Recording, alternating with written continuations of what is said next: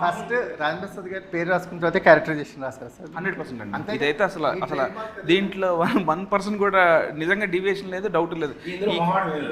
రావడం మా ఇంటికి సార్ ఈ క్యారెక్టర్ మీకోసమే రాశాను, మీరే చెయ్యాలని రాశాను, వినండి అన్నాడు.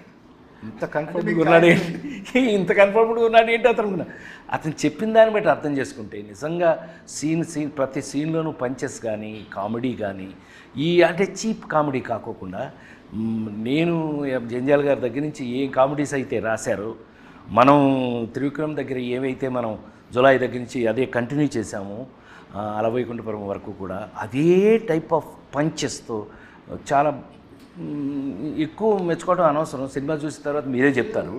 తను అంత బాగా రాసుకున్నాడు. ఎంత సున్నితంగా ఉంటాయంటే సార్ త్రివిక్రమ్ గారి డైలాగ్స్. ఊళ్ళో వాళ్ళందరినీ నువ్వే కొట్టావని చెప్పకరా, మిగిలిన వాళ్ళు కూడా బతకాలి కదా.